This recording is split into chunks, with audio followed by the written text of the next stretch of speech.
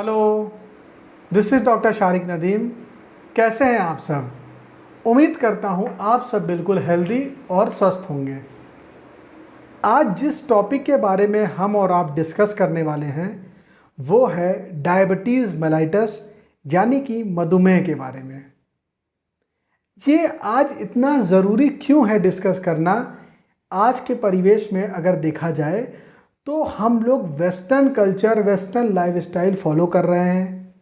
इसके वजह से मधुमेह या जितनी भी मेटाबॉलिक सिंड्रोम वाली बीमारियां हैं वो होने की चांसेस ज़्यादा हैं। पिछली वीडियो में हम लोगों ने बात करी थी हाइपरटेंशन या हाई ब्लड प्रेशर के बारे में, चाहे वो हो या आज जो बात करेंगे डायबिटीज़ हो, हार्ट की बीमारी हो, किडनी की बीमारी हो या तो फैटी लीवर हो। ये सब हमारी बैड लाइफस्टाइल या ख़राब जो हमारी जीवन शैली है उसके वजह से होती है। तो हम आज ये बात शुरू करते हैं कि करीबन 50% लोगों को ये पता ही नहीं है कि उनको डायबिटीज़ हो चुकी है या मधुमेह हो चुका है। जब हम किसी इंश्योरेंस या तो किसी नॉर्मल रूटीन चेकअप के लिए जाते हैं या तो किसी ऑपरेशन से पहले जो हमारा रूटीन चेकअप होता है उसमें जब जाते हैं तो ये इंसिडेंटली डायग्नोज, मतलब कि ना चाहते हुए अपने आप ये ऑटोमेटिक डायग्नोज हो जाती है कि डायबिटीज़ आपको है। तो नॉर्मल पेशेंट, नॉर्मल जो इंडिविजुअल है उसमें क्या होता है, मान लीजिए हम एक कोई खाना खाएं तो खाना हमारा ग्लूकोज में कन्वर्ट करता है और ग्लूकोज हमारे बॉडी में एनर्जी प्रोवाइड करता है। कोई भी चीज़ करने के लिए हमें एनर्जी की रिक्वायरमेंट होती है, चाहे वो दिनचर्या का काम हो, दौड़ना हो या कुछ जो जितनी चाहे दिमाग लगाने वाली भी चीज़ हो जो इसमें ब्रेन इन्वॉल्व है, हमें एनर्जी चाहिए। तो नॉर्मल इंडिविजुअल में क्या होता है कि ग्लूकोज जो है वो एनर्जी देता है। जैसे ही ग्लूकोज की मात्रा एक सर्टेन लिमिट, एक जितना रिक्वायरमेंट है उससे ज़्यादा होती है तो हमारे बॉडी में एक ग्रंथ है जिसको बोलते हैं पैंक्रियाज। पैंक्रियाज में एक बीटा सेल होता है, वो इंसुलिन नामक एक हार्मोन सिक्रीट करता है। और इंसुलिन क्या करता है कि वो जितना जो एक्सेस ग्लूकोज है उसको बैलेंस कर देता है। इसलिए नॉर्मल इंडिविजुअल में हमारा ग्लूकोज लेवल नॉर्मल होता है और कोई मधुमेह की शिकायत नहीं होती। इसी के विपरीत कॉन्ट्ररी क्या देखा जाता है कि जो डायबिटीज़ के पेशेंट होते हैं उसमें इंसुलिन सिक्रीशन कम हो जाती है या तो बीटा सेल हमारा खराब होने लगता है, बीटा सेल डिसफंक्शन। तो क्या होता है, समय रहते इंसुलिन सिक्रीट नहीं हो पाता और ग्लूकोज की मात्रा बढ़ती रहती है और वो एक दिन मधुमेह में कन्वर्ट हो जाती है। तो ये इसका मैकेनिज्म है। नॉर्मली 3 तरीके की डायबिटीज़ होती है। पहली डायबिटीज़ टाइप 1 डायबिटीज़ होती है जिसको हम लोग जुवेनाइल डायबिटीज़ बोलते हैं, जो बच्चों में पाई जाती है, छोटे छोटे बच्चों में पाई जाती है या तो यंग एडल्ट्स में। इसमें क्या होता है कि बच्चा सडन अचानक उसको बहुत कमज़ोरी आती है, वो डॉक्टर के पास आता है कि सर मुझे बहुत कमज़ोरी आ रही है, या तो खूब प्यास लग रही है, पॉलीडिप्सिया, बहुत ज़्यादा पेशाब आ रहा है, और सबसे बड़ी बात कि अच्छा और पर्याप्त मात्रा में खाना खाने के बावजूद उसका वज़न नहीं बढ़ रहा है, बहुत सारी कमज़ोरी आ रही है। तो ये टाइप 1 डायबिटीज़ के लक्षण हो सकते हैं।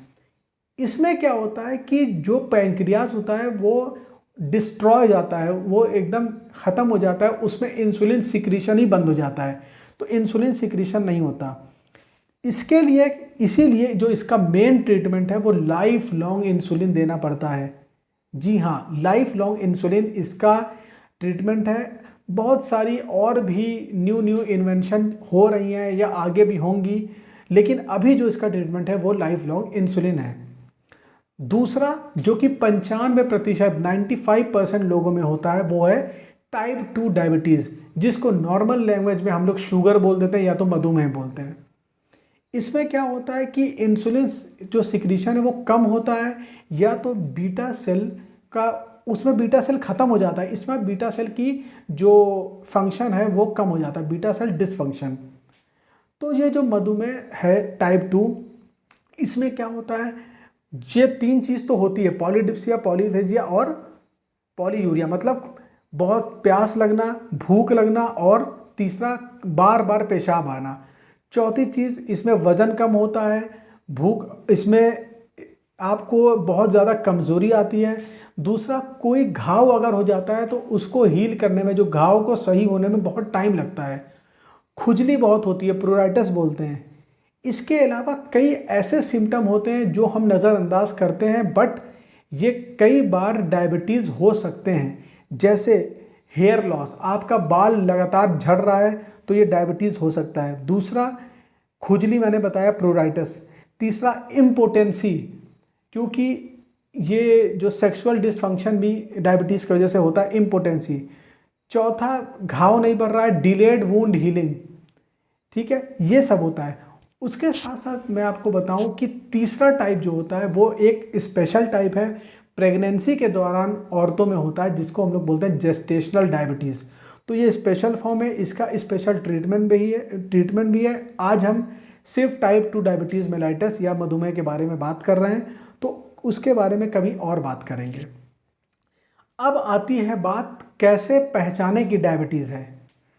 अगर हमारा रैंडम ब्लड शुगर, कभी हम नॉर्मली गए चेकअप कराने के लिए और ग्लूकोमीटर से या तो ब्लड से रैंडम ब्लड शुगर हमारा 200 से ज़्यादा आ रहा है, प्लस कोई sign and symptom of diabetes है, जैसे कि जो मैंने आपको सब बताया, ज़्यादा पेशाब होना, ज़्यादा भूख लगना, ज़्यादा प्यास लगना, कमज़ोरी लगना, प्लस रैंडम ब्लड शुगर 200 से ज़्यादा, पहला क्राइटेरिया।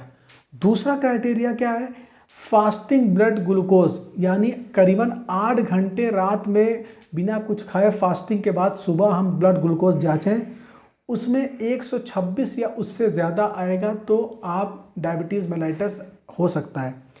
तीसरा क्या है कि आपका पोस्ट प्रैंडियल ब्लड ग्लूकोज, या तो 2 आवर ग्लूकोज टॉलरेंस, मतलब 2 घंटे खाना खाने के बाद आपका जो ब्लड ग्लूकोज लेवल 200 से ज़्यादा अगर आएगा तो आप डायबिटीज़ मेलाइटस हैं। अगर 140 और 199 के आएगा तो आप डायबिटीज़ हो सकता है, प्री डायबिटीज़ बोलते हैं। और चौथा जो क्राइटेरिया है वो है HbA1c। HbA1c हमारा 6.5 से कम होना चाहिए नॉर्मल इंडिविजुअल में। अगर 6.5 या 7 से ज़्यादा है तो वो डायबिटीज़ हो सकता है। ये 4 क्राइटेरिया है। तो हम लोगों ने क्या बात किया, क्या डायबिटीज़ होता है, कैसे पहचानें, क्या क्या लक्षण हो सकते हैं, और कैसे कैसे डायबिटीज़ की जांच कर सकते हैं। आगे आने वाली वीडियो में मैं बात करूंगा कि क्या क्या इन्वेस्टिगेशन कराएं, ब्लड ग्लूकोज के अलावा क्या क्या टेस्ट कराएं, दूसरा क्या क्या प्रिवेंशन या रोकथाम कर सकते हैं, और क्या क्या इसके कॉम्प्लिकेशन हो सकते हैं, क्या क्या इससे दिक्कतें आ सकती हैं ब्लड ग्लूकोज से, और लास्ट में हम बात करेंगे मेडिकल मैनेजमेंट के बारे में। तो डायबिटीज़ जो इतना इम्पोर्टेंट है क्योंकि करीबन इंडिया में 4 में से 1 इंसान को डायबिटीज़ है जिसको पता नहीं है, वो इंसिडेंटली डायग्नोज होता है, इसलिए बहुत इंपॉर्टेंट है। दूसरा, इंडिया को WHO ने डायबिटिक कैपिटल ऑफ वर्ल्ड, मतलब कि डायबिटीज़ की राजधानी बोलने लगे हैं, ये हमारे लिए बहुत अनफॉर्चुनेट है।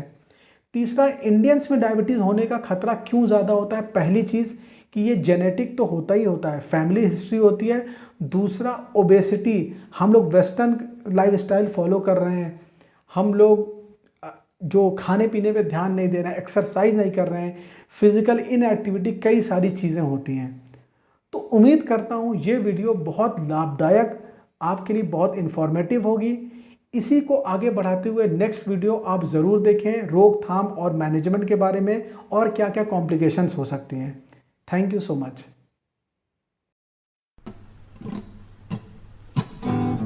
And if